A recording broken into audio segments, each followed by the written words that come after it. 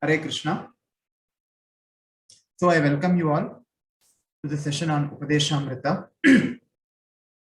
So we will be beginning the Upadeshamrita today from the very first verse. Let us begin with Mangalacharan. Namo Om Vishnupadaya Krishna Preshtaya Bhutale Srimate Bhakti Vedanta Swamin Iti Namine Namaste Sarasvate Deve Gauravani Pracharine Nirvisesha Shunyavadi Paschatya Deshatarine Om Ajnanatimirantasya Jnananjanashalakaya Chakshurunmilitam Yena Tasmai Shri Gurave Namaha Sri Chaitanya Manobhishtam Stapitam Yena Bhutale Swayam Rupa Kadamahyam Tadati Swapadantikam Vancha Kalpatarubhyascha Kripa Sindhubhya Evacha Patitanam Pavanebhyo Vaishnavebhyo Namo Namaha Shri Krishna Chaitanya Prabhu Nityananda Shri Advaita Gadadhara Srivasadi Gaura Bhakta Vrinda Hare Krishna Krishna Krishna Hare Hare Hare Rama Rama Rama Hare Hare Mukam karoti vachalam Pangum langayate giri Yat kripatamaham bande Shri Guru Denatarina. Let us begin with the prayer to the 6 Goswamis. Nana Shastra Vicharanai Kanipunau Shadharma Samsthapakau Lokanam Hitakarinau Tribhuvane Manyau Sharanyakarau Radha Krishna Padara Vinda Bachana Nande Namattalikau Vande Rupa Sanatanau Raghuyugau Shri Jiva Gopalakau. So let us begin by understanding what the Upadeshamrita basically deals with. So this is how the Upadeshamrita teachings flow. They can be categorized into 2 important sections. One is, as a prerequisite, Upadeshamrita assumes that the reader or the person who is studying Upadeshamrita is convinced about the path of bhakti. He has faith that bhakti is the highest goal and bhakti is the highest process. So, assuming that the reader of Upadeshamrita has this basic shraddha about the Supreme Lord and about the process of bhakti, Upadeshamrita gives 2 kinds of instructions. One is, firstly, to abandon things that are unfavorable for bhakti. And secondly, to adopt things which are favorable for bhakti. So this is a very simple thing to understand. Anukulyasya sankalpaha pratikulyasya varchanam. So therefore, the basic principle is that one has to reject all those things which are unfavorable for bhakti. And one has to adopt all those things which are favorable for the process of bhakti. So which means that one should firstly have faith that bhakti is the ultimate process. One should have shraddha in the process of bhakti. One should have shraddha that Lord Krishna is the Supreme Lord, and one should have shraddha that bhakti is the process to actually reach the lotus feet of the Supreme Lord. And bhakti is the highest goal. So therefore, once one has this basic shraddha, then there are 2 things which one has to do. Whatever is favorable for bhakti, he has to take, and whatever is unfavorable for bhakti, one has to reject. In fact, this is very common in any aspect of life. If one wants to pursue some goal, suppose there is a student, he wants to get into one of the IITs, then he goes through, he's convinced, firstly, he's convinced that the IIT is the topmost institution in this country, or probably even in the world. So he's convinced that that is the right place to go. So when he's convinced, what he does when he's pursuing his studies, he adopts a lifestyle and he does everything which is favorable for him to clear the entrance. For example, he avoids all those things which are unfavorable for him, and he adopts everything which is favorable for him to clear the entrance. For example, waking up early in the morning and spending quality time in studying very deeply, in practicing.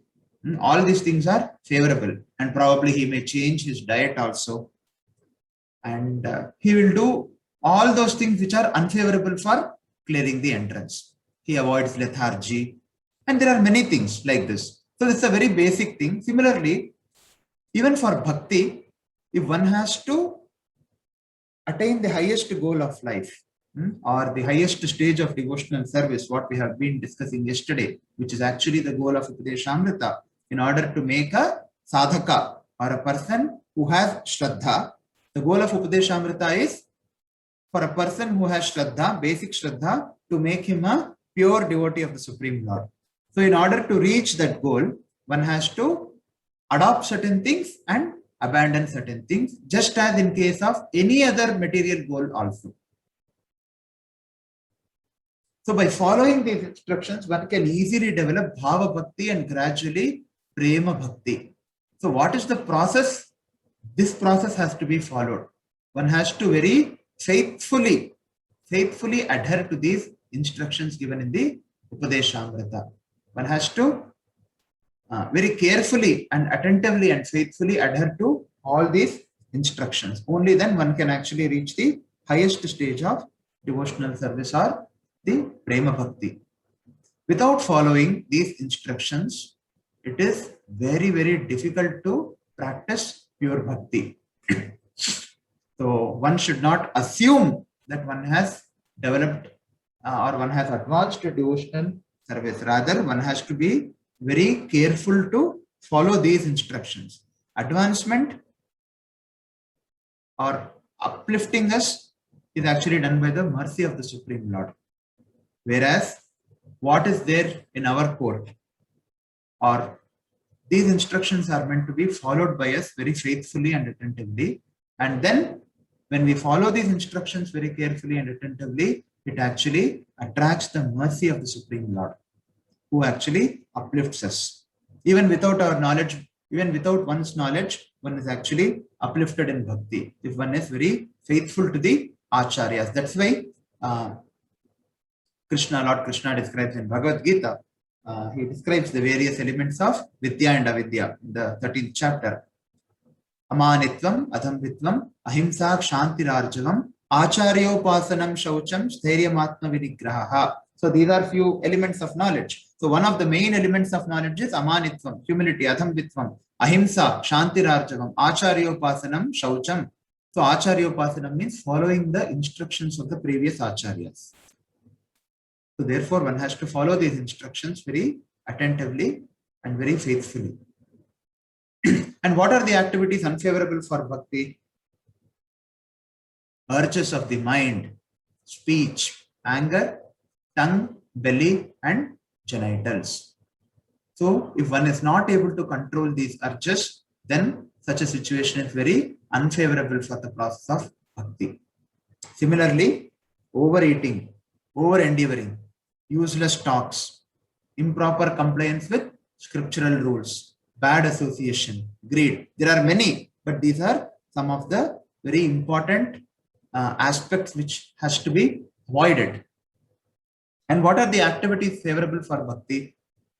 Enthusiasm, determination, patience, prescribed practices, avoiding bad association, following the acharyas, engaging in proper dealings with devotees, engaging in 6 loving exchanges with devotees, strictly with devotees, and appropriately respecting and serving various levels of devotees. So this is going to be the subject matter in Upadeshamrita, which we are going to discuss, and avoiding offenses towards devotees, and awakening. And when we do all these things, when we avoid these things, and when we actually adopt these things, when we avoid the activities unfavorable for bhakti, and when one adopts the activities favorable for bhakti, what happens is one actually awakens one's dormant taste for Krishna's names.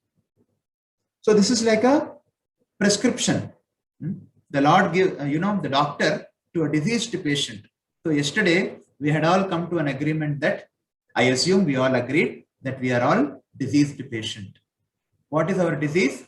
Our disease is that we are actually perpetually tossed in this material existence. We are perpetually tossed in the waves of material existence. Punarapi jananam, punarapi maranam, punarapi janani, jatare shayanam. Iha samsare, bahu dukkhare. Then who can save us? Kripaya pare, pahi murari. Only Murari can save us. Adi Shankaracharya prays. So this is our problem. Our disease is that we are repeatedly tossed in the waves of material existence. So therefore, the only recourse is to follow the teachings of the Supreme Lord and to follow the teachings given by the Acharyas. So the Acharyas give two things. Just like a doctor to a diseased patient, a doctor, in the prescription, he writes two things. What are they? One, he writes the medicine. Another, he writes the diet.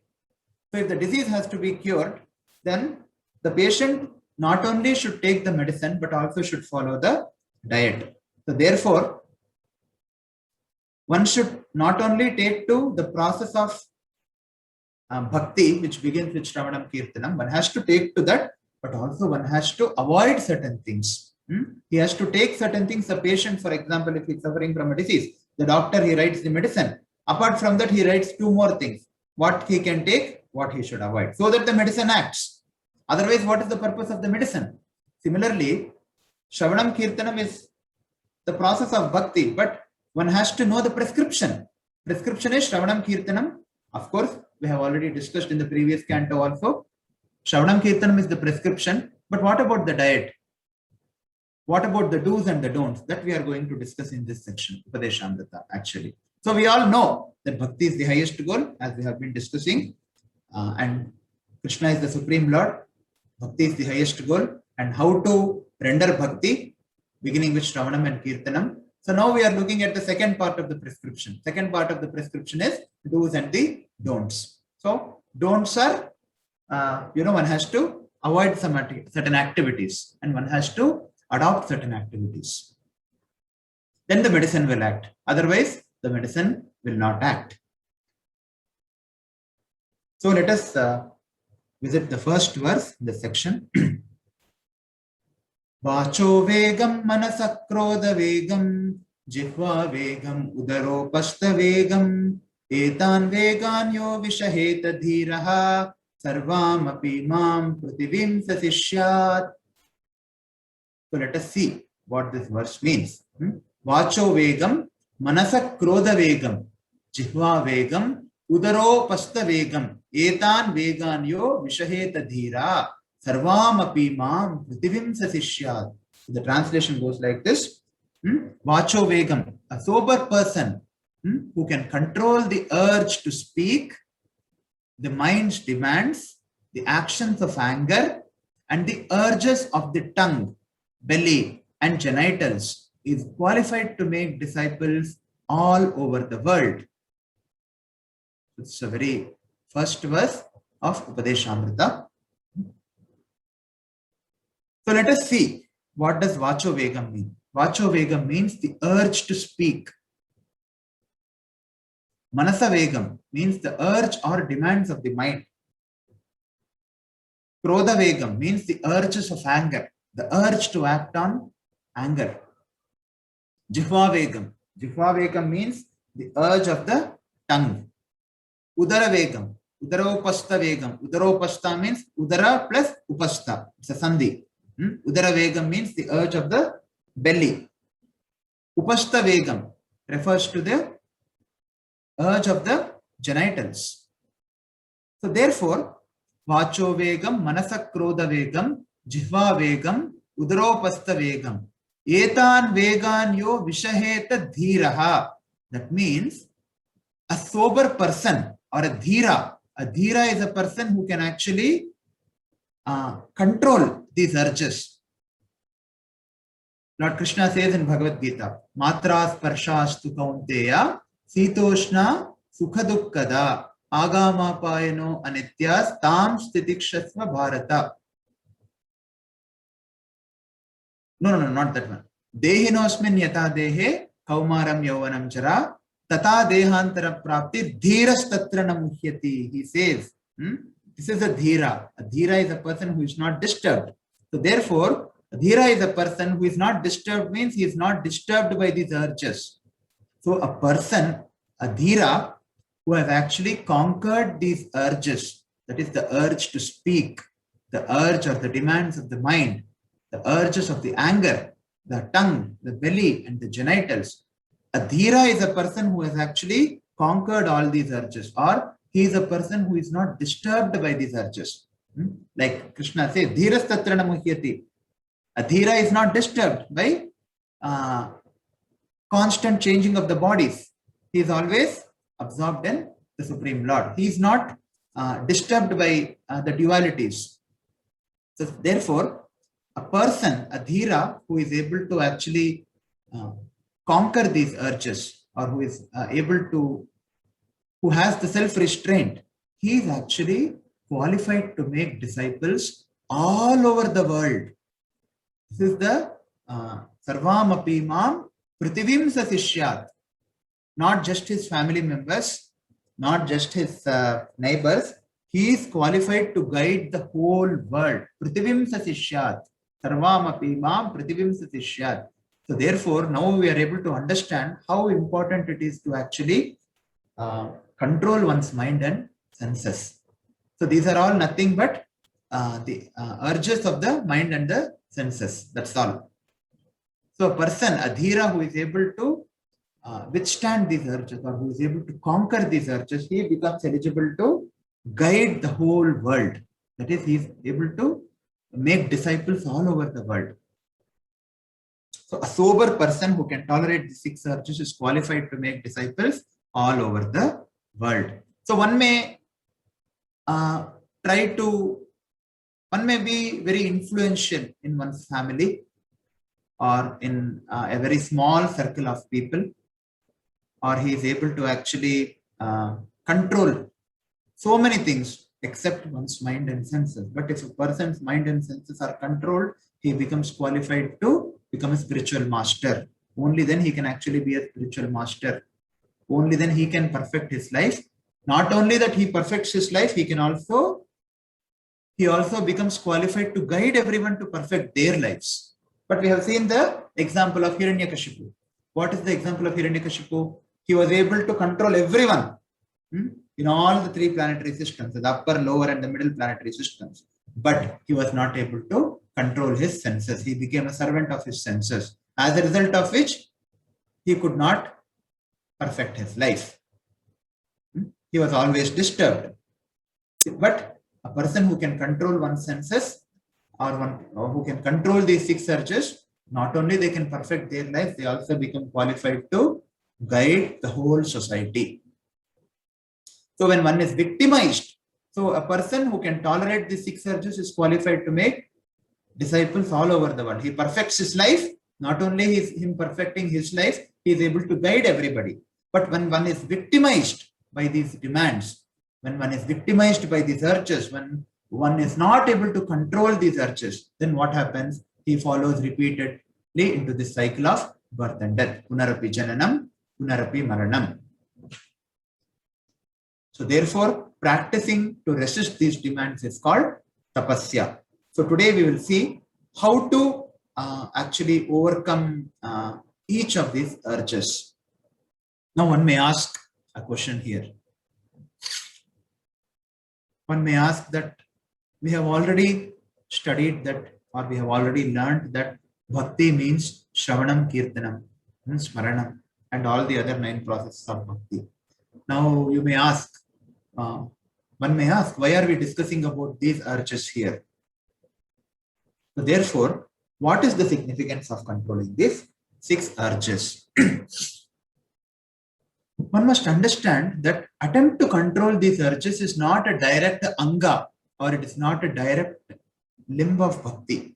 The 64 angas of bhakti is actually described in the Bhakti Rasamrita Sindhu. So the attempt to control these 6 urges is not a direct limb of bhakti, but it is something like a staircase. Only if you suppose there is a temple and you have to climb a big staircase. Only if you are successfully climbed the staircase, you can actually enter into the temple. So the staircase may not be the temple, but the staircase is actually a prerequisite to enter the temple, or climbing the staircase is a prerequisite to enter into the temple. So therefore, it actually takes us to the platform of eligibility. When one actually climbs the staircase, he gets the eligibility to enter into the temple. A person who has not even climbed the staircase, how can he even think of entering the temple? So a person has to climb the staircase first. So therefore, controlling the 6 urges, or controlling one's mind and senses, is actually like a staircase, which makes us eligible to enter into the temple. Whereas a person who is not able to control the mind and senses, how can he actually enter into the temple of bhakti? So one who reaches this platform of eligibility becomes eligible to enter the temple of bhakti. So what is the significance of controlling these 6 urges? So it is actually a very important aspect of Sharanagati, which is described in the Bhakti Sandarbha.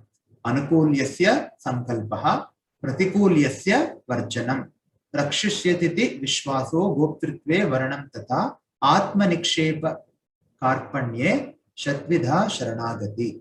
That means Anukulyasya sankalpaha means accepting things which are favorable for bhakti. Similarly, Pratikulyasya varjanam means rejecting those things which are unfavorable for bhakti. So it is actually the second part of the doctor's prescription. The first part of the doctor's prescription is what all medicines one has to take. So therefore one has to take the medicine of Shravanam Kirtanam Vishnu, Smaranam Padasevanam, Archanam Vandanam Dasyam, Sakyam Atman Nivedanam. So this is the medicine. And the second part of the doctor's prescription, this medicine we have already seen in the 7th canto.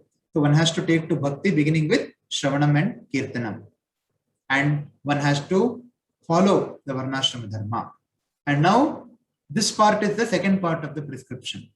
So the second part of the prescription, the doctor writes what one has to take and what one has to avoid. One can take so and so fruit, so and so vegetables, and one has to avoid so and so diet. Why is all this given? Bhakti, the process of bhakti itself is perfect, right?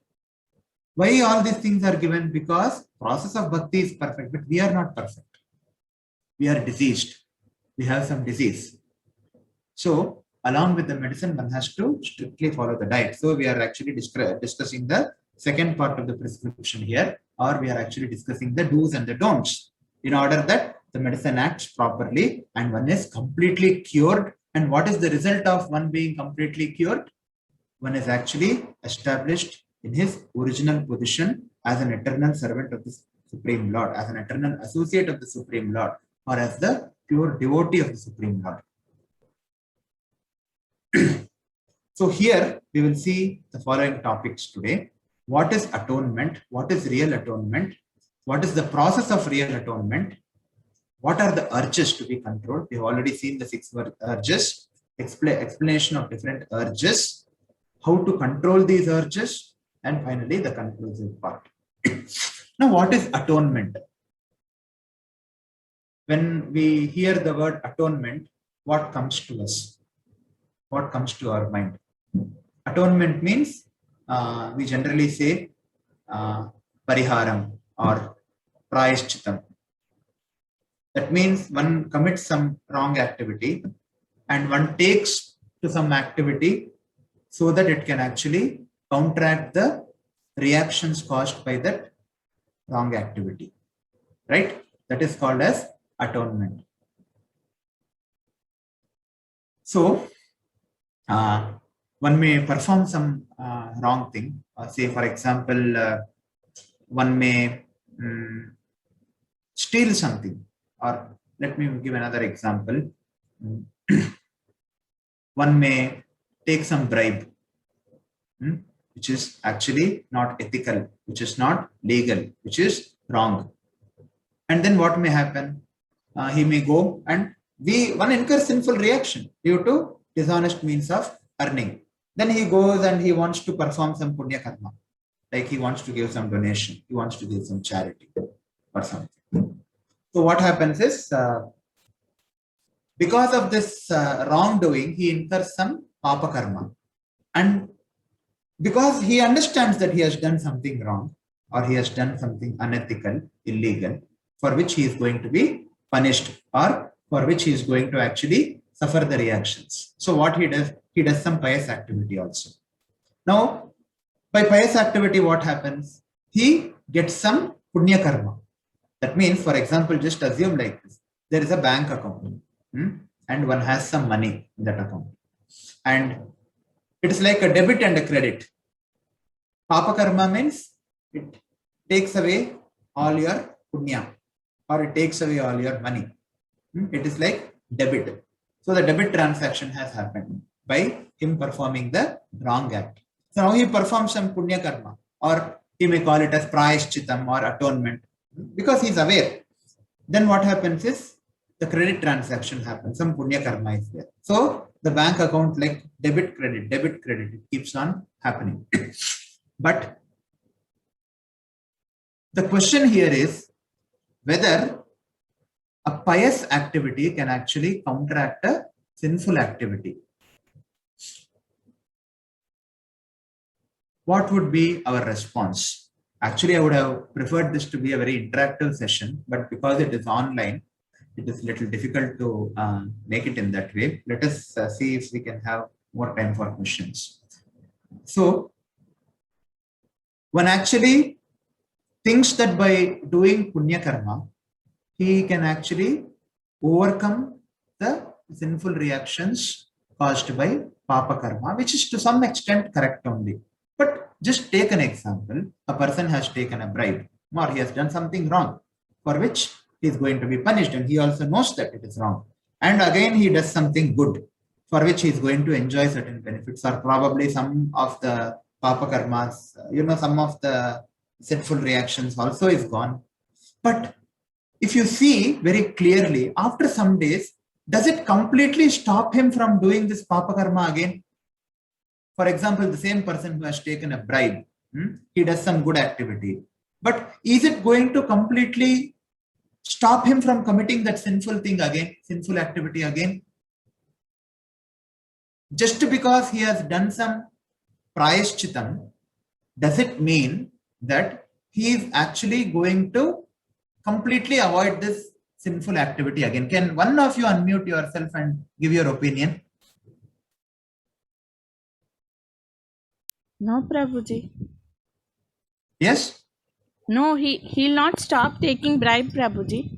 Yes, he will not stop taking bribe. For that matter, any sinful activity. Then what is the use of this prayashchitam which he has done? I think you are able to get the question. What is the use of this prayashchita which he has done, or what is the use of this atonement which he has done? So, atonement that doesn't stop sin is actually useless. So, he might have done some misdeed, and for which he is again doing some other good deed, but ultimately that is not stopping him from doing this misdeed again. That means what? Such a prayashchitam is useless. Why? Because it has not addressed the problem at the root cause. This kind of prayashchita, or this kind of atonement, by doing some pious activity to counteract the sinful reactions of a sinful activity, this kind of prayashchita has not addressed the issue at the root, which means for some time he may stop, but again he is bound to do this misdeed again. He is bound to repeat it, because the problem is not addressed at the root. What is the problem at the root? The problem at the root is the propensity to commit the sin. That propensity is still there. He may refrain from the sin for some time, but for the propensity is there. That means he is going to do the sin again. For example, if there are some trees, you can do two things. You can either cut the tree, but the root still remains, or you can uproot the tree from the root. If the root still remains, then what happens is eventually the tree will grow again. Again, you will have to cut it. Again, it will grow. So this keeps on happening. So therefore, if you have to remove that weed, or if you have to remove that unwanted tree, you have to remove it from the root, not just superficially cut it. However smaller size you may want to make it. If you do not actually pull it out from the root, then that kind of removal is actually useless, because in a period of time, that unwanted tree is going to grow again. Similarly, that atonement or that prayashchita, which does not stop the propensity to commit sinful activity, is actually useless, because he is again going to commit it at any cost, because he is not transformed. The issue is not addressed at the root. So there are 4 levels of intelligence actually. One is learning by hearing that doing some sinful activity is bad. Learning by hearing from scriptures. A very intelligent person, just by hearing, he will understand what he should do and what he should not do. And a less intelligent man, he learns, he may not get so much faith by hearing, but by seeing others, he actually understands that, no, this is bad. The most intelligent man, he does not even need to see. Just by hearing from the proper source, by hearing from Sadhu, Guru and Shastra, he understands what is good and what is not good. And a less intelligent man, he may not get so much faith just by hearing, but he has to see that other person is stealing and he is being arrested, and then he actually understands that, so what should be done and what should not be done. And a person who is even more lesser intelligent, what happens is, he learns by experiencing. That means when he hears, he is not completely convinced. When he sees also, he is not convinced. So therefore, he wants to experience. So therefore, he experiences and then he learns that what is good and what is bad. Because if he experiences, he will be punished. But who is a foolish person? A foolish person is a person who does not understand by hearing, who does not understand by seeing, or who does not understand even by experiencing. So this person is a most foolish person. So therefore, one has to come to the stage of being intelligent, that one has to come to the stage of understanding just by hearing. So this person, there is no recourse to a foolish person. How much ever one hears or one sees or one experiences, even after experiencing, see, this is the nature of sinful propensity, which is actually being described here. A person who is very intelligent or who is not at all sinful, to be very clear, he understands just by hearing, by Shravanam he understands. And who is little less sinful, he understands by seeing. Who is little more lesser sinful, he understands by experiencing. And who is the most sinful person, he doesn't understand by hearing, seeing, or even by his own experience, and he again and again he commits that sinful activity. So what we have been discussing here in the previous section also, we are discussing about atonement. So therefore now we are discussing about 4 categories of people. And the 4th category, or the most foolish person, his receptivity or the propensity to commit sin is so high in that person that even though he experiences that he is actually being punished for committing a sin, still he is unable to give up committing sin. So this is what is the sinful propensity. Now let us see what is bhakti. We all know and we all have been discussing that bhakti to the Supreme Lord is the highest path, which begins with Shravanam and Kirtanam. One of the prerequisites for bhakti is that one should actually refrain completely from sinful activity. This is a very important prerequisite for bhakti, which Lord himself tells in Bhagavad Gita. Yesham tvantva gatam papam jananam punya karmanam te dvandva moha nirmukta bhajante mam dridhavrita. So Krishna says in Bhagavad Gita, he says that persons who have acted previously, piously in previous life and in this life, and whose sinful actions are completely eradicated, are freed from the dualities of delusion, and they engage themselves in my service with determination. So therefore, what is the prerequisite? Prerequisite is that antagatam papam, tesham tvantva papam. One has to be completely eradicated from sinful life.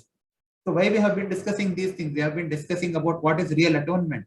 Real atonement means that atonement by which one is actually completely able to give up sin. Right? We have been discussing about atonement here. And what is the real atonement? Real atonement is that by following which one is completely able to give up performing sin. So therefore, just by doing some pious activity, one can actually not be without committing the sin again. He will commit the sin again. He may be absolved of some reactions, but eventually that tree is going to grow again, because just by doing some pious activity, the tree which is still rooted, the sinful propensity which is still rooted in a person's heart or in a living entity's heart, specifically the human's heart, it is not completely removed. So therefore, we have seen that, however, to practice bhakti, one should completely refrain from sinful activity. So there is another example which Maharaj Parikshit discusses with Shukadeva Goswami. In fact, he asked this question in the beginning of 6th canto. The elephant may take a very nice bath in the river, but as soon as it comes onto the bank, it throws dirt all over its body. So what is the value of such a bath? So what we have been discussing earlier is that atonement or that pious activity by which one is actually not able to give up sin permanently, that pious activity is actually useless. That is not real atonement.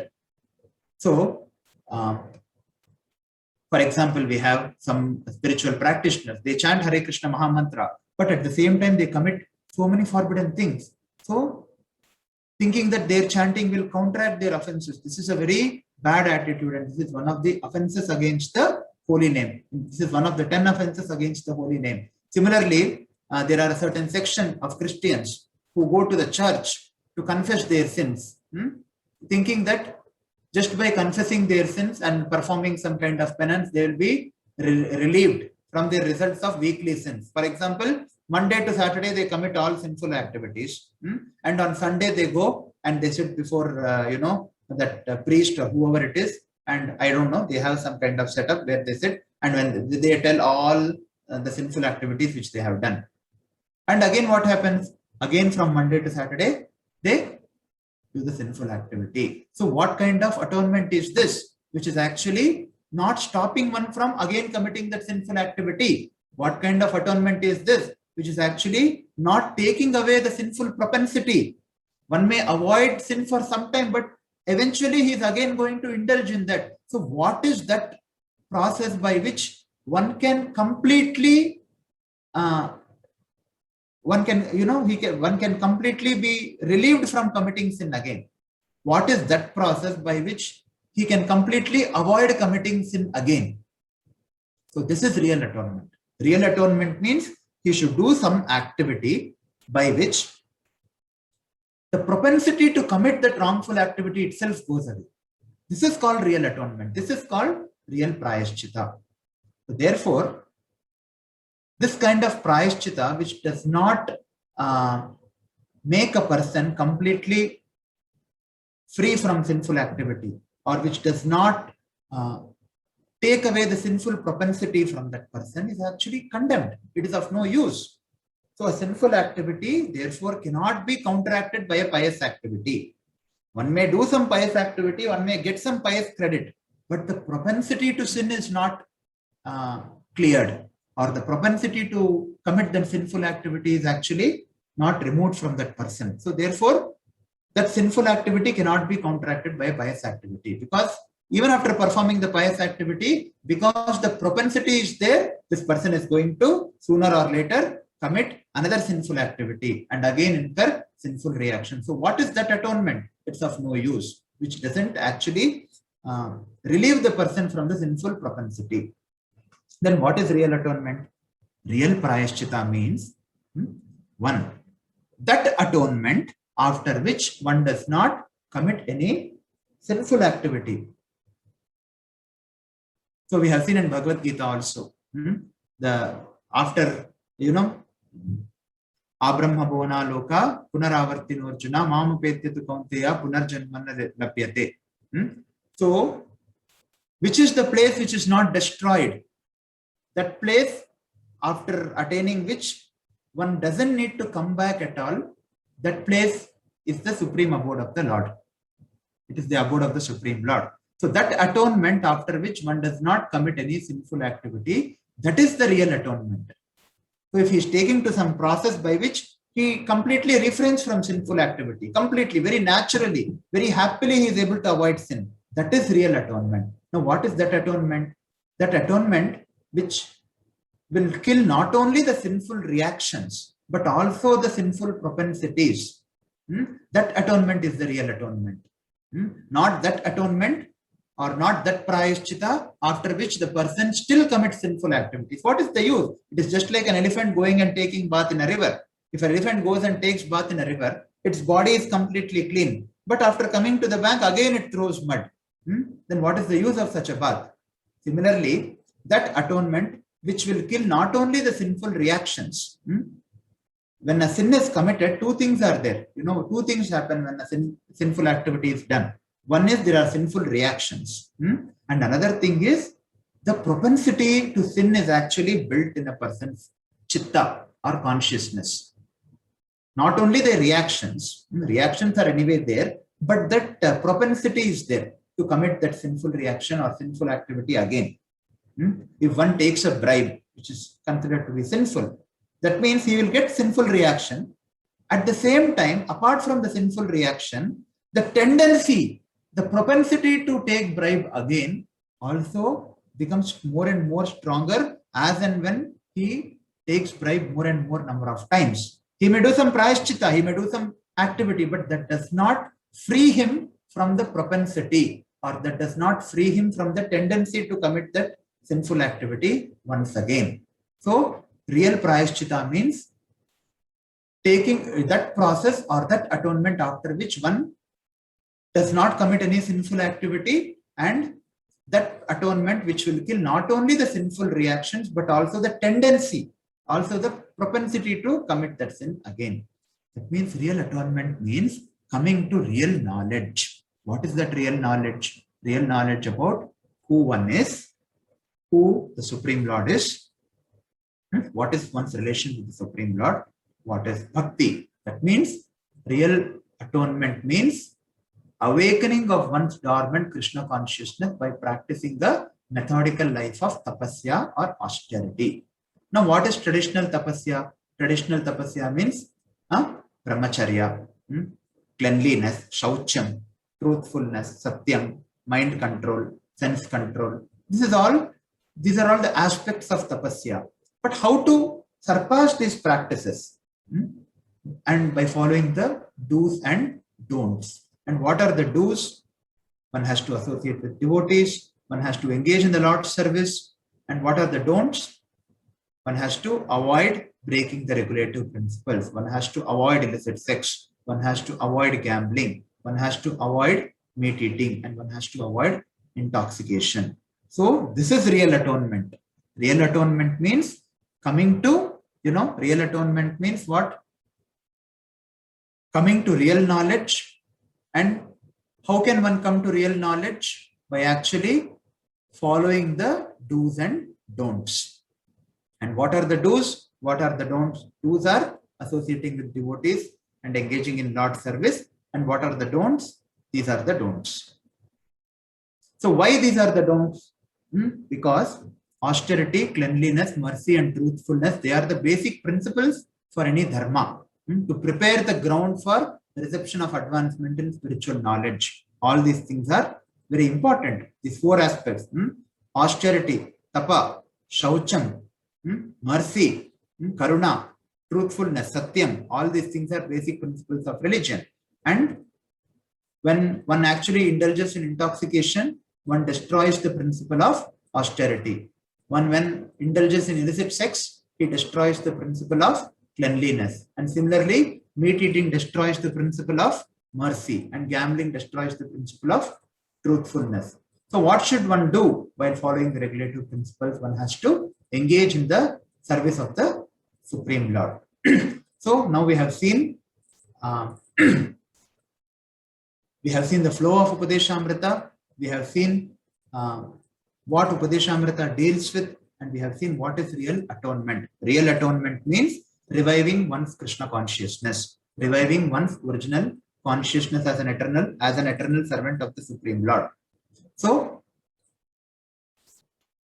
a very important part of coming to the process of real atonement, or coming to the process of Krishna consciousness, is to control one's mind and senses, to follow the regulative principles, basically. So how can one follow the regulative principles? We have seen what is real atonement.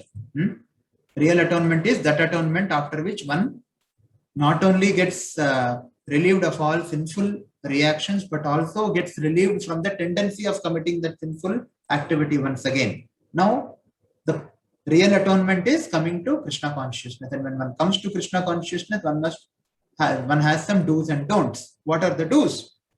Do's is engage in the service of the Supreme Lord under the guidance of a guru. What are the don'ts? Don'ts is avoid breaking of regulative principles.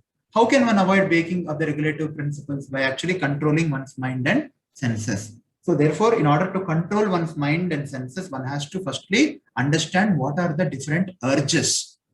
So that is how we are actually coming to this verse. The urge to speak, vacho vegam, manasa krodha vegam, jihva vegam, udropastha vegam. These are the 6 urges. The urge to speak, which refers to useless talking. It includes impersonal Mayavadi talk, talks of persons engaged in fruitive activity.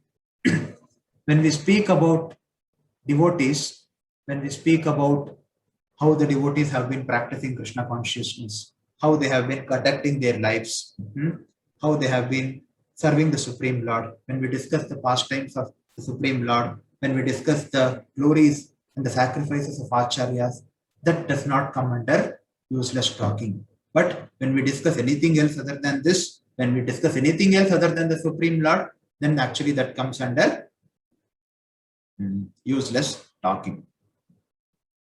For example, a very frivolous talk, talking about somebody who does not have any faith in the Supreme Lord. They will have so many plans in this material world. They want to do this, they want to do that, they want to earn money, they want to come here, go there. Now they are in this place, now here they are in here. They may be somewhere else tomorrow. But whose goal is not fixed, whose goal is simply to be engaged in karma kanda, or to be completely engaged in enjoying the fruitive activities, who are not at all interested in spirituality. To discuss about them also refers to useless talking only. And writing volumes of books on many other topics other than pure devotional service. Now, how does one control the urge to speak? Very simple. The urge to speak is there in everyone. But how to control that urge? One has to speak the right things. That's all. Avoid speaking useless things. One has to speak. One cannot become, very silent, because that is not the nature of the soul. The soul is sitting inside the body. The nature of the soul is to always remain active and engaged. So therefore, the propensity to speak cannot be curtailed. The propensity to speak cannot be gone. But the speech has to be engaged properly. That means one has to talk about the Supreme Lord. One has to talk about devotional service. One has to talk about, one can talk about anything where the center is the Supreme Lord. If the center is not the Supreme Lord, whatever you talk is actually useless talk, because you are not going to get benefited in any way with such talks, neither materially nor spiritually. Materially, ultimately, whatever is there in our destiny, by our karma, we will get it. Simply by speaking about someone, who is not at all interested in spirituality or devotional service, we are not going to get anything, even materially. What to speak about spirituality? How to control the urge to speak? By practicing to always talk about devotional service to the Supreme Lord. Abhyasa Vairagya. Krishna says this in Bhagavad Gita. When Arjuna asked this question, Chanchalam hi manak Krishna, Ramati Balavadridam, Tasyaham Nigraham Manye, Vayurevasa Dushkaram. When he asked this, then Krishna says, Asamshayam Mahabaho. He says, yes, definitely I agree with you. It's very difficult to control the urge of the mind. But Krishna says, by Abhyasa and by Vairagya, one can actually conquer this urge. So therefore, one has to practice. It doesn't come overnight. One has to practice to always talk about devotional service to the Supreme Lord. One can speak about devotees.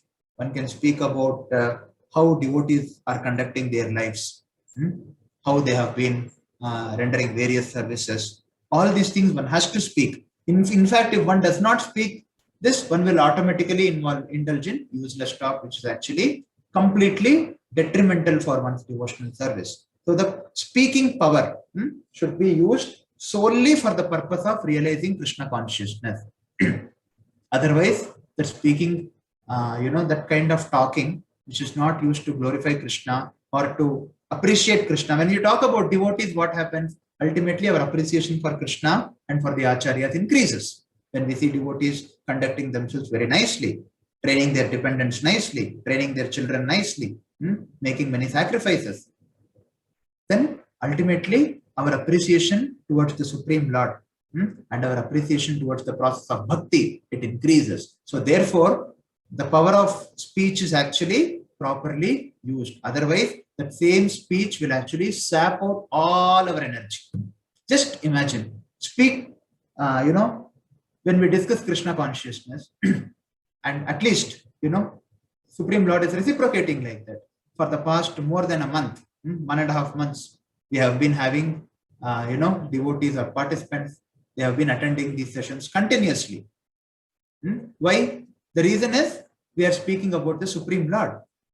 Because we are trying to put Lord in the center. I may not be perfect, but we are trying to put, all of us are trying to put Lord in the center for this 1.5 hours. So therefore, it is never tiring. Despite our own personal weaknesses and shortcomings, such a discussion is never tiring. So this is how the urge to speak can actually be controlled, by using the speaking power solely for the purpose of realizing Krishna consciousness. If I were to discuss some other topic, how many days, or if I or any of the speakers were to discuss some other topic other than Krishna, how many participants would be there? Most of them would have gone. Why they are able to participate actively? It is because we are trying to put the Supreme Lord in the center, despite our own personal weaknesses and shortcomings. So this is how one can actually control the urge to speak. Now, urges of the mind, Vacho Vegam we have seen, and how to control this Vacho Vegam also we have seen. Now, Vacho Vegam, Manasa Vegam, urges of the mind. What are the urges of the mind? They are actually divided into 2 types. There is Avirodha Priti and Virodha Yukta Krodha. Avirodha Priti means unrestricted attachment. And Virodha Yukta Krodha means anger arising from frustration. So, adherence to the philosophy of Mayavadis, belief in the fruitive results of Karma Kanda, Karmavadis, and belief in the plans on materialistic desires are called Avirodha Priti. When we make so many plans, bereft of keeping, by not keeping Krishna in the center, and when we put faith in those plans where the Supreme Lord and the service to the Supreme Lord is not the center, it is called as Avirodha Priti, unrestricted attachment. It is nothing but a manifestation of the Rajoguna, the mode of passion.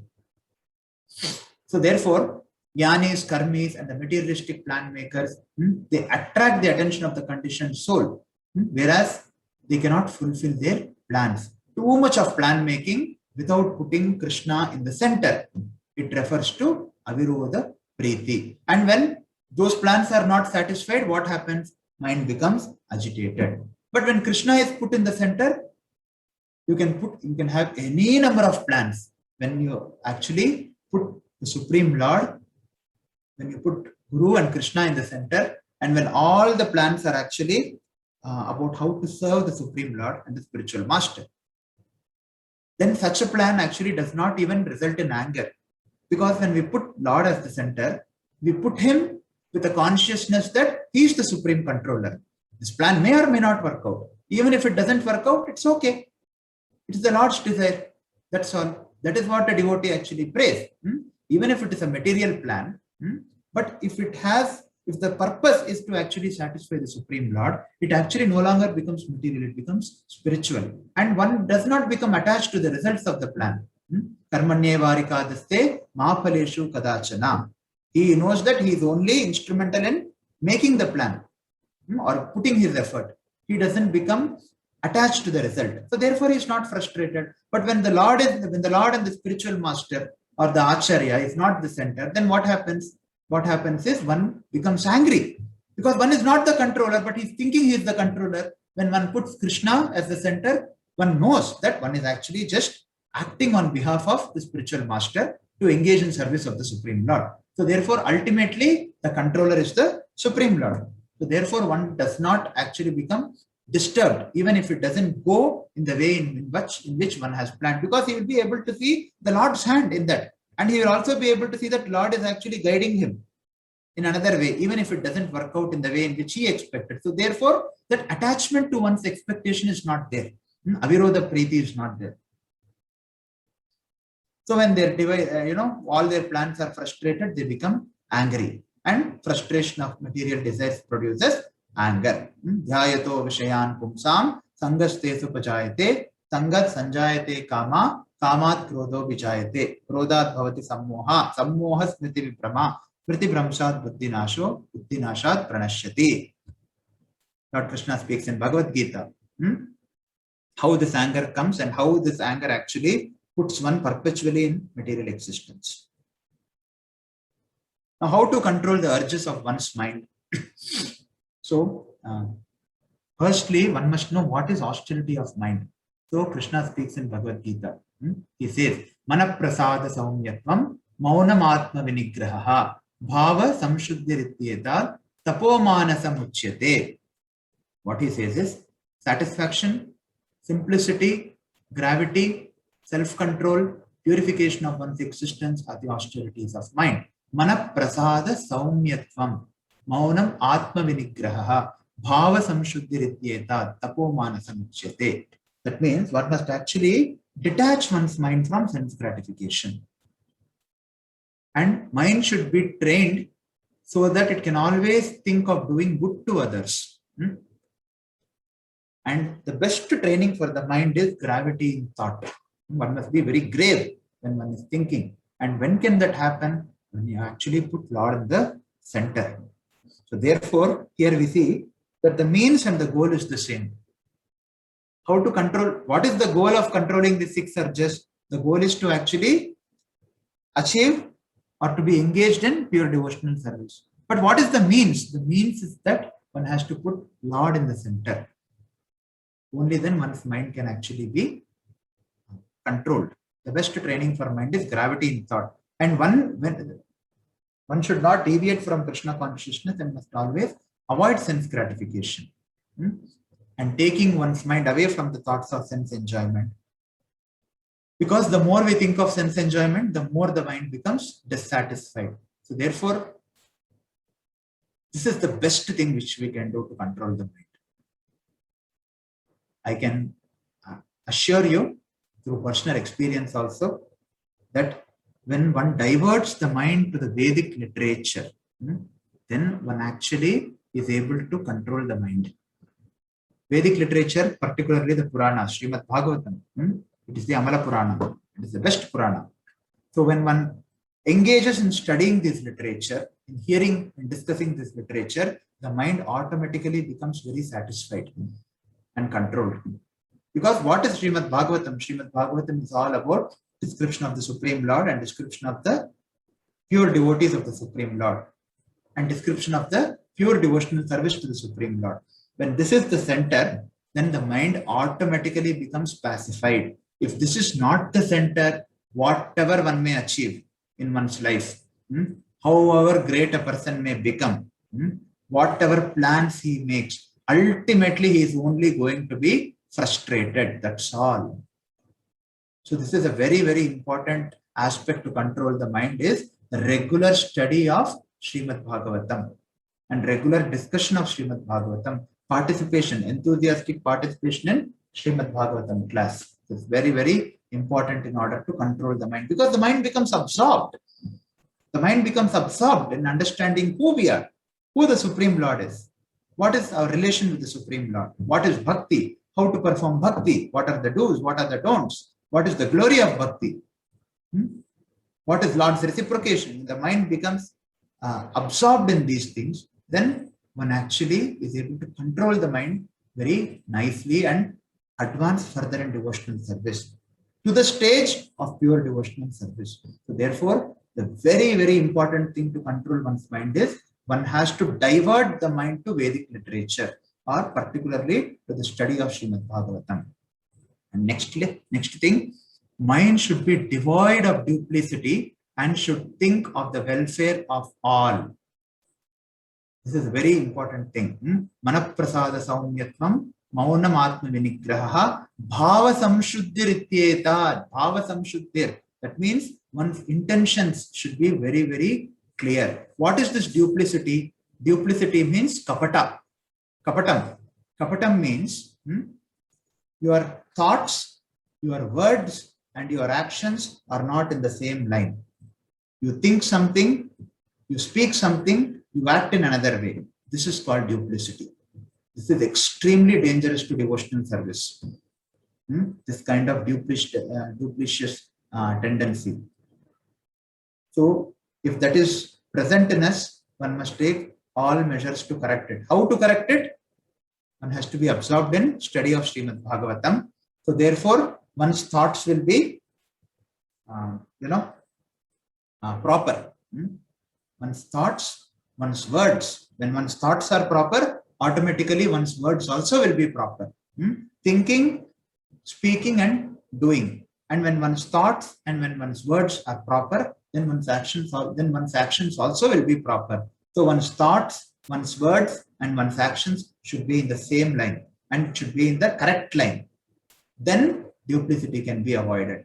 Otherwise, this is a very, very dangerous attitude, this attitude of duplicity, and one should actually think of the welfare of everyone.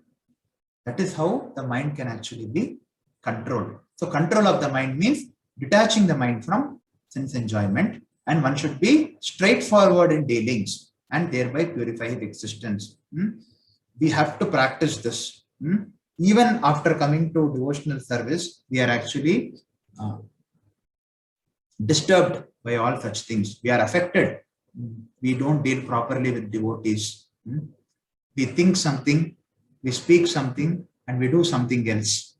So such kind of dealings must be completely avoided, because by avoiding this, one can actually control the mind. Otherwise, the mind cannot be controlled, and therefore our existence cannot be purified. One must be straightforward in dealing. So all these things will happen when one is actually absorbed in Srimad Bhagavatam. Therefore, to divert the mind to the Vedic literature is the most important aspect of controlling one's mind. So therefore, one has to be very careful with how one is actually controlling one's mind. And prerequisite thing is that one must actually adhere to this process of Shravanam and Kirtanam, particularly the study of Srimad Bhagavatam, discussion of Srimad Bhagavatam without fail. Mind control is possible only by thinking of Krishna and his service. When one is absorbed in Srimad Bhagavatam, one automatically thinks only of the Supreme Lord. When one is absorbed in the stock market, automatically he thinks about where to buy, which share to buy, how to trade, all these things, right? And when one is absorbed in something else, in politics, he thinks about only politics. So when one is absorbed in Srimad Bhagavatam, he automatically thinks only about the Supreme Lord and how to serve the Supreme Lord. Because Supreme Lord is compared to the sun, Krishna Surya Sama, Maya hai andhakar. Yahan Krishna tahan nahi, Maya ra adhikar. So when the mind is controlled, automatically the urges of the other senses also becomes pacified. So what is the next urge? So therefore, these urges, these 6 urges which we see, can also be classified into 3 types. Urges of the mind, urges. Now, the urges of the demand or the urges or the demands of the bodies can be classified the demands of the tongue, the belly, and the genitals. If we see, these 3 senses are actually situated in a straight line: the tongue, the belly, and the genitals. So the bodily demand actually begins with the tongue. If one can restrain the demands of the tongue, one can automatically restrain the demands of the belly. And when one restrains the demands of the tongue and belly, he can restrain the demands of the genitals also. Now, how to control the urges of the tongue? Tongue always wants to do 2 things. We have already seen one thing. Now we will be seeing the other thing. Tongue always wants to speak something and taste something, right? So these are the 2 functions of the tongue. We have already seen how to control speech. Now we are seeing how to control the tongue by taking only Krishna Prasadam, by only taking food which is cooked for Krishna. It is not that, you buy anything and offer it to Krishna and tell that it is Prasadam. That doesn't become Prasadam. Food which is cooked for Krishna, offered properly to Krishna and the spiritual master, and then taken, that is called as Krishna Prasadam. So by taking this, one can control the urge of the tongue. And of course, we have seen already, by talking only about devotional service and things connected to devotional service. Now, how to control the urges of the belly? So who are the ones who are unable to control the urges of the belly? What is an indication? They must be suffering from many diseases. In fact, one actually suffers from many diseases because one is unable to control the urges of the belly.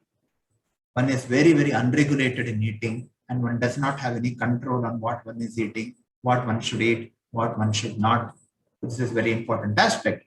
And when one desires to eat more than necessary, one automatically creates many inconveniences for oneself and for others also. So how to control the urges of the belly? By observing fasting. That is why one should fast. Because by fasting on certain days, like Ekadashi and Janmashtami, one can actually restrain the demands of one's belly. Now, what happens when we fast? When we fast, we will be able to focus completely on spiritual activity. This is one thing.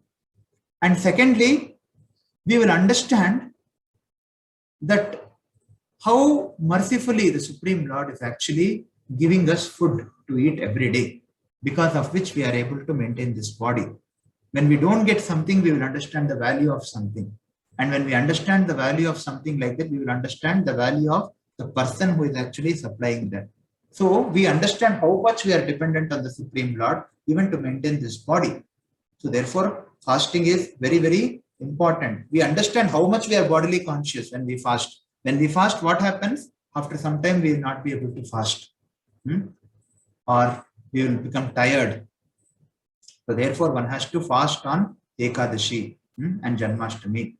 Ekadashi does not mean one searches the internet for all the possible Ekadashi dishes and makes a big Ekadashi feast at home. That is not the purpose of Ekadashi. If you want, you can make many, many more varieties on Ekadashi than on a normal day. But that is not the goal of Ekadashi. The goal of Ekadashi is not to simply avoid something. The goal of Ekadashi is to fast, to eat only fruits, or to eat as simple prasadam as possible, so that one can concentrate on devotional service, and one can also understand how much one is bodily conscious actually, how much one is able to, how much one has this urge of the tongue and the belly. One will be able to very consciously understand when one fasts, and one can pray to Krishna, and one can be grateful to the Supreme Lord for having, for supplying us the food every day. So controlling the urges of the genitals. So therefore, we have seen even in Srimad Bhagavatam, there are two types of sex life. One is the proper sex life and another is the illicit sex life. What is proper sex life? Proper sex life is when a man is properly mature, when he is properly trained in celibacy, brahmacharya, then he can marry according to the rules and regulations, and he can use his genitals for begetting good children. This is called proper sex. And what is illicit sex? Anything other than this is illicit only. So artificial means to satisfy the demands of the genitals and thinking about illicit sex, planning, talking, all these things come under illicit sex only. And actually indulging in illicit sexual intercourse, all these things come under whichever is not proper, that is improper. We will not discuss many things here. Whichever is not proper, it is improper. That's all. And how does one control the urges of one's genitals? One should be trained properly in celibacy.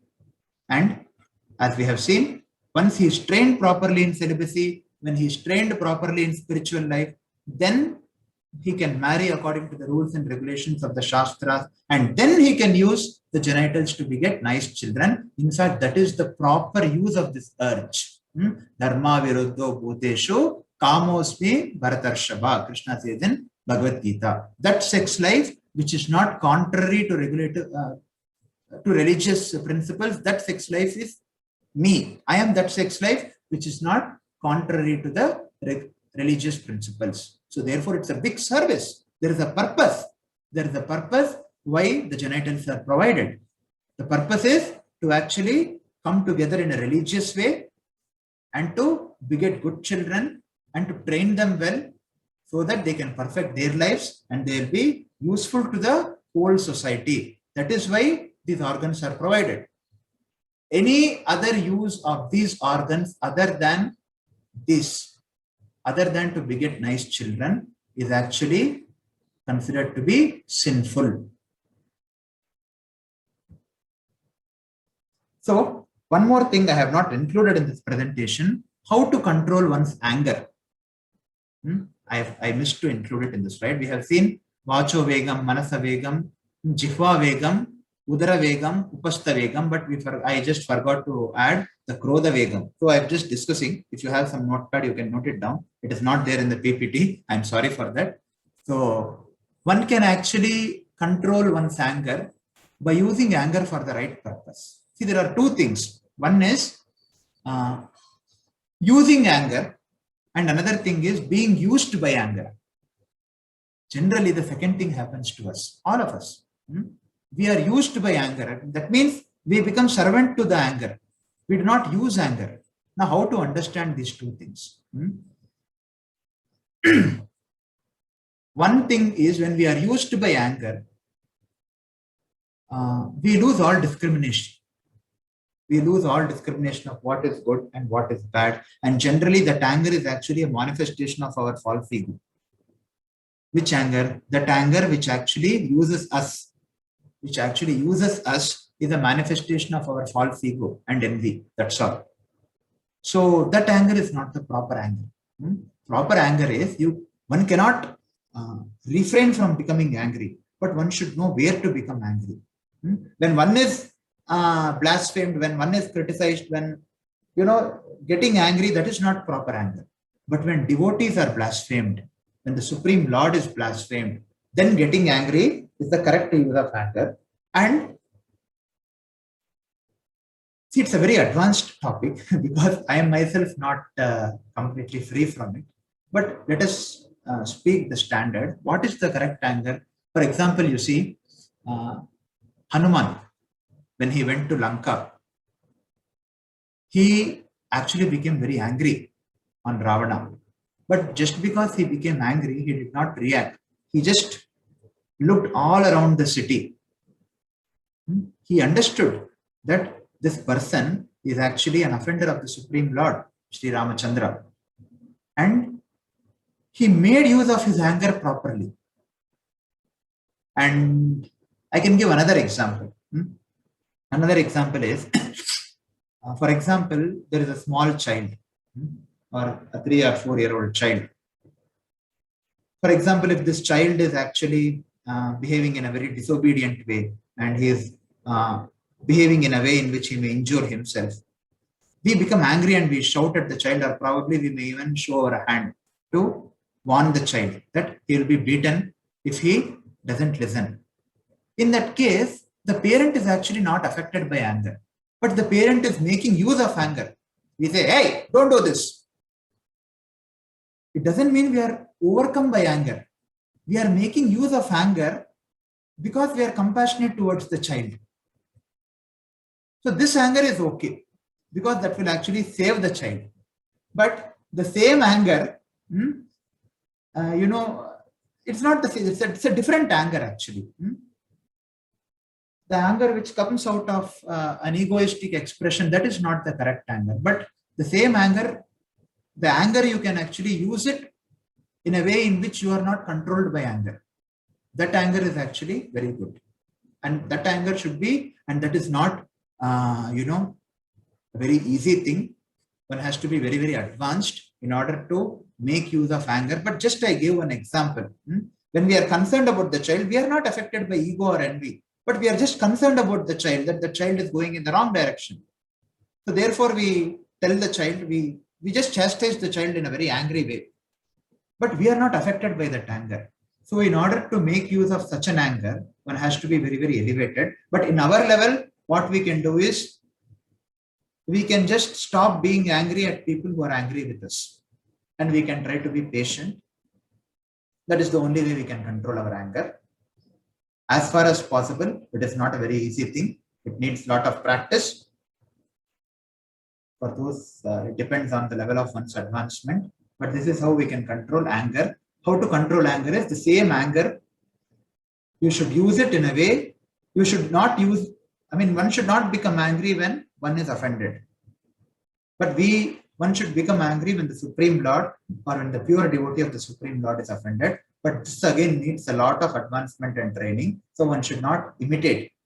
It needs practice and it needs training and guidance. So the conclusion is, these 6 urges, Vacho Vegam, Manasa Krodha Vegam, Jihva Vegam, Udaropastha Vegam, these present various obstacles in an immature stage of sadhaka's spiritual life. So one who cannot control these 6 urges is actually called a Godasa or Adantago. Matirna Krishne Paratasvatova Mito Vipadye Tagraha Pratanam Adantagobe Vishatam Tamishram Punak Punaschar Vitacharvananam. So a Godasa cannot save even himself from the repeated birth and death. Whereas a Goswami, as we discussed in the beginning of the session, who is actually able to control these 6 urges, he can not only save himself. A Godasa cannot save even himself. Hiranyakashipu, it's a very clear example. He could not even save himself. He became a servant. He became a leader of everyone, but he became a servant of his own senses. But one who can control these 6 urges, that person actually can save not only himself, but can also instruct or save the whole society by guiding the society properly. So that is the conclusion. We have come to an end. Sorry for taking more time, almost 15-20 minutes more we have taken. If there are any questions, we can take. Yes, what is the question? So I was about to ask that the anger which comes from whoever restricts us from doing bhakti, how it is, Prabhuji? The anger which comes because somebody is restricting us from doing something. Bhakti. What is that something? Mainly bhakti, Prabhuji. Huh? Mainly bhakti. They say that this is not the age. Nobody can restrict anyone from doing bhakti. How can they restrict? Restriction in the sense, we want to advance in bhakti. They say this is not the age for you. Bhakti, Lord will help us. Nobody can put any obstacle on that. They say this is not the age for you. There is an age for everything. Now, from now you need not do things like that. If somebody is stopping us from performing devotional service, that means there is some problem with us. We should be very convinced about this, Mataji. Anybody, for that matter, if anybody, because bhakti, what is bhakti? Bhakti means serving the Supreme Lord, right? Yes, Prabhuji. Rajavidya, Rajaguhyam, Pavitram, Idamuttamam, Pratyaksha Dharmyam, Susukham Kartum Avyayam. So this process is a very joyful process. This process is a very joyful process, not only to the person who is practicing it, but even to the people who are actually witnessing it. Okay. And a real devotee, a devotee who is having proper attitude, he will be an inspiration to everyone. Okay. So nobody stops. If somebody is stopping, that means we have to introspect where we are going wrong, and we have to take guidance. Okay, Prabhuji, thank you. Probably there is some problem with how we are conducting ourselves. For example, if one may say that one's family members are stopping one from performing devotional activities, that means first what we have to do is we have to introspect where we are going wrong. Firstly, we have to see probably there is something very wrong. Although I want to practice bhakti, although I have that sincerity, maybe there is maybe I'm doing something in a very bad way, or in a way in which people are not getting inspired. So probably the major fault is lying with me. So one has to introspect oneself, and one has to take guidance, personal guidance in this regard. Mainly Otherwise, nobody can stop anyone. Mainly the youngsters, Prabhuji, those people, Whoever it may be, if we feel that somebody is stopping us from this process, that means most probably the fault lies with us only, Mataji. So personal guidance is best. We have to introspect, and we have to take personal guidance.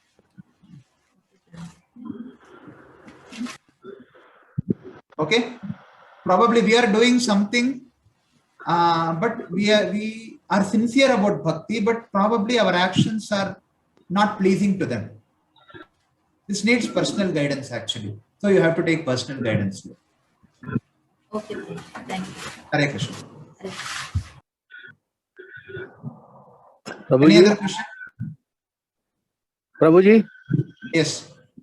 Hello. Prabhuji, it is very difficult to control the six urges by putting some effort, or by taking action, or by putting the mind or this thing. So will this ABC formula or the chanting of Mahamantra incessantly, if you do it, will help us to control the urges or to follow the various NAI? Will it help us? Will it help us to get that, that mind thing to control these things? Or will get us that propensity to control these urges? This will help us? Suppose I am not able to control myself, all these urges. Okay, all these urges I am not able to control, any one or two urges, whatever it is. I am not able to control myself by putting some effort or by putting some mind or something like that. So instead of that, if I do chanting or if I do ABC formula sincerely, purposely, that will help? That is what is my question. Yes, Prabhu, definitely. In fact, we should know that all our attempt to control these urges should be on the platform of bhakti. Because Upadeshamrita is only for those devotees who actually have faith in the process of bhakti and faith in the Supreme Lord. And whatever we are trying to control, these urges, it should all be centered around devotional service. Because this book is only for devotees. You got me? What you are telling is correct. On our own and by any artificial method, we cannot try to control these urges. But if we take to the process of bhakti sincerely, particularly see, for example, controlling of the mind. Controlling of the mind, we have seen one has to divert the mind towards reading the Vedic scriptures. What is that? That is nothing but Shravanam only, right? Correct. Is that not Shravanam? Yes. Yes. So reading the scriptures or associating with this thing, all those things. Yeah, so that is Shravanam only, but it should be, if one's mind is to be controlled, one has to focus the mind on scriptures. That's all. So that is nothing but Shravanam only. So therefore, the means and the goal is the same. So this what we are seeing here is only the prescription. We are particularly focusing on the do's and don'ts in Upadeshamrita. And how we can do this and not do this, the means and goal is the same actually speaking. What you are telling is correct. On our own or by any other artificial way or by some personality development classes and all, one cannot control these urges. But when one takes to the process of bhakti, one can actually control these urges consciously. When one is on the platform of pure devotional service, these urges will be spontaneously controlled. You don't need to make a separate endeavor to control these urges when you are on the highest platform of devotional service. But we are all not on the highest platform of devotional service. So therefore, we have to put some effort. And that effort also should be centered around dependence on the Supreme Lord only. Very good question, Prabhu. Thank you. Correct. I hope I have answered your Oh, question. one more thing, Prabhuji. Regarding fasting, Prabhuji. Yes. Fasting, many people are not able to do it. Like some Yes. old people or the people who are having some disease or something, they can't do fasting. Right? So in those Yes. cases, how should you do fasting? Is it only avoiding of grains or is it only on milk or fruit or something like that? Whatever No, amount milk they and can fruits take, they can be take taken, or- and even see, milk and fruits can be taken. Even see, you have to avoid certain grains, but you have some substitutes which are available. You can inquire from your local devotee community. So you can make a simple khichdi like thing out of that and you can take it. That's okay. But the whole purpose is that one should not eat grains. That is one part of it. And the main purpose is one should try to reduce the needs of the body on that day, so that one can focus more on devotional activities. You got me? Yeah. Okay. You can inquire from your local devotee community. What are the things which we can take and we cannot take. But ultimately, I have seen some devotees, even practicing devotees, they have a big list of what to take, what not to take, and what can be taken on Ekadashi. They will, search on YouTube. So many recipes will come, and they will want to make all those things, and they will spend more time cooking Ekadashi items on that day rather than cooking on any other day. That is not the purpose of Ekadashi.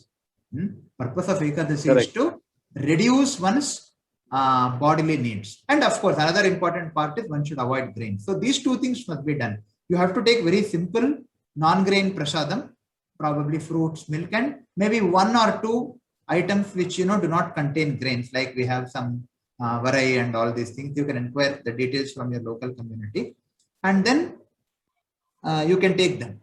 You can cook a very simple meal and take them. That's it. Prabhuji, but Thank you, for the Prabhuji. Lord we need to prepare, no Prabhuji, on Ekadashi day. Like Yes. for the Lord we need to prepare, no Prabhuji, on Gaura Purnima day and all. Ekadashi prasadam only we offer. That time we have to do, no Prabhuji. Correct. Various items. Yes, for the Lord you can prepare, not for ourselves. Yes, Prabhuji. After coming to Krishna consciousness, within 8 months, my anger came down drastically by Krishna's grace. Very nice realization, Mataji. This is most important realization here. We think we have achieved something, but it is actually happening by the Lord's mercy and the Lord's grace only. Thank you for sharing. Any other question?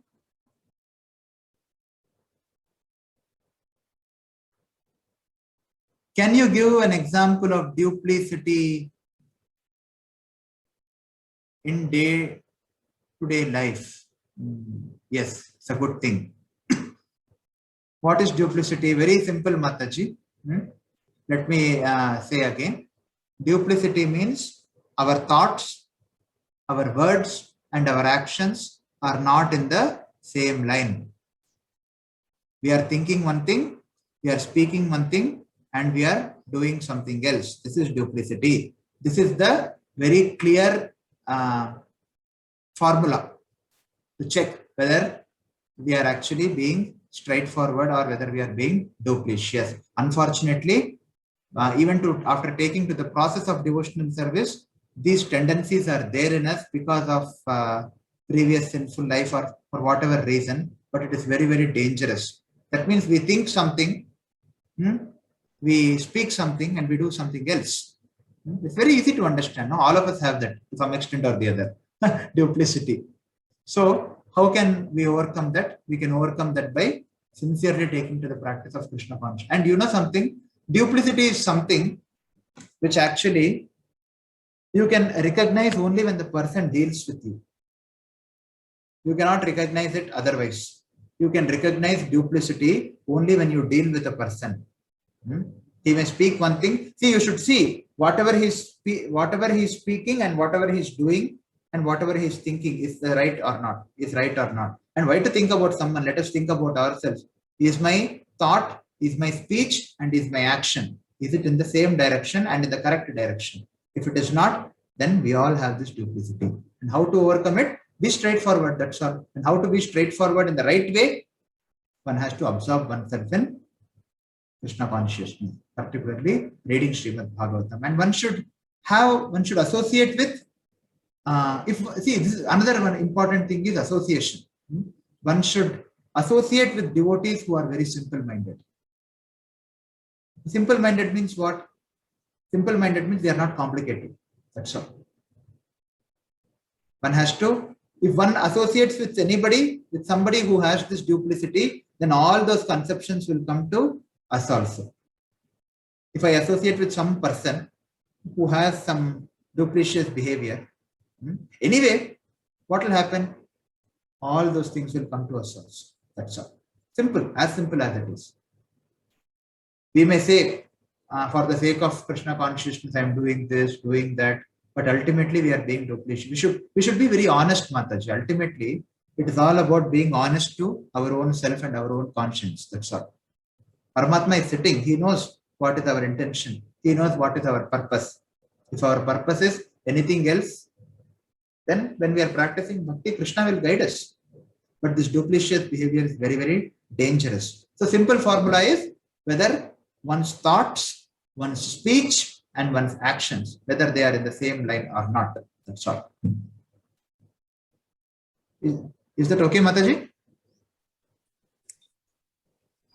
Yes, Prabhuji, wonderful. Thank you. Hare Krishna. Hare Krishna, Prabhuji. Yes, Mataji. Prabhuji, I just wanted to ask you, as a basic of the daily routine, I read Bhagavad Gita and then Ramayana and all the chant. I do chanting, everything. But supposing due to heavy work, official work or something, I'm not able to do. Then what am I to do? Because by the time it gets over, it will be around 9:30 like that. Then I won't be able to read in the night. Then what am I to do? Yes, Mataji. That is a practical problem. All of us face that problem. Sometimes I will also not be able to chant my rounds in the morning. Sometimes it gets late in the night. We have to accept the reality. Yes, that's all. But yes, but one should be sincere and one's desire should be sincere. One must be repentant. If one has not utilized one's time properly, one has to be repentant and one must put full effort. But sometimes unavoidably it becomes very late. We cannot help it. But we should know what is the right standard and we must be honest. And best thing shall I tell you, Mataji, how to become honest. Always have one person in your life, or your one well-wisher, your spiritual well-wisher, to whom you are actually able to open up yourself. Open up yourself and to whom you are able to admit your shortcomings, your weaknesses, and from whom you can take guidance to progress in spiritual. This is very, very important. Extremely important. And by this, one will progress very swiftly in Krishna consciousness, despite one's own weaknesses and shortcomings. Because when you have a person like that, firstly, desire for a person. Now, don't tell me I don't have anyone like that. If you desire, Lord will automatically give you. Yes. So, one should have a person like that to whom one is actually able to open up very honestly, particularly if someone is facing some problem. Of course, whatever you are facing is, it's a common problem with many people today, particularly people who are working and who have heavy workload. But yes, one should have at least one such well-wisher, spiritual well-wisher and guide in one's life, where one is able to open up oneself and open up with an intention to get guidance. So Lord's guidance will come in our life through that person. Okay. So sincerely desire to have such a person in your life, and Lord will bless you in a very special way. If you're already having one, you are very fortunate. If you don't have one, no need to put so much effort to search. I have Anurag. Yeah, someone like that. So you are very fortunate. So if you have someone like that, you are very, very fortunate actually. So whatever guidance is required in your life, Lord will arrange it through that particular person. So if you don't have, it is for others. You have it. So you are fortunate. If you don't have, no need to put so much effort to artificially search for that person. Just keep praying and keep sincerely desiring, Lord will send. Just see, for example, you all know Parikshit Maharaj? Yes. Hmm? Yes. Yeah. So when he was cursed by Shringi, the Brahmana, what happened? He immediately crowned his son Janmejaya as the king, and he just walked out. That's it. And what happened? He happened to meet Shukadev Goswami. Now, who arranged this God. meeting? Yeah. So it is not that you have to attend 100 classes of 100 devotees and check out who is, right, who is wrong. This is not the correct attitude. Maybe 1 or 2 devotees, you can associate with, or one or two classes you can attend. Maybe your spiritual master and some other devotee you can attend. This is not the way, one has to be very, very sincere. One has to cultivate that sincerity, and Lord will arrange for everyone. That is how it has been arranged for most of us. It is not that, someone sent, already Parikshit Maharaj sent an email to Shukadev Goswami, or somebody sent an email to Shukadev Goswami saying that, see, on so and so day, Parikshit Maharaj is going to come here. No, when Parikshit Maharaj left, everyone knew. So the Lord is facilitating all these things. So Parikshit Maharaj was a very, very sincere devotee. Yes. He was a very, very saintly person, and his desire was very genuine. Therefore, Lord arranges when the time comes. So one does not need to be very disturbed about this, that I don't have anybody, so let me search somebody. So therefore, let me attend 10 lectures, and then let me see, maybe I like this from this lecture, I like that from that lecture. This is not the way. Just cultivate a sincere desire. That's it. And Lord will arrange that person. For different people, it is different persons. That's all. It need not be the same person for everyone. Right? Yes, Prabhuji. Thank you very much for the answer. Hare Krishna. Hare Krishna. So one important learning, what we can relate to today's verse is that one wants to control one's senses, and when one wants to control one's 6 urges, the easiest way is actually following and becoming very dear to one's Shiksha Guru or Diksha Guru, to a bona fide representative of the Supreme Lord. When one takes that relationship with one's Shiksha Guru or one's Diksha Guru very sincerely, and when one tries to engage oneself in the Lord's service, at whatever level one may be, one will actually be able to control the 6 urges very easily. Hare Krishna.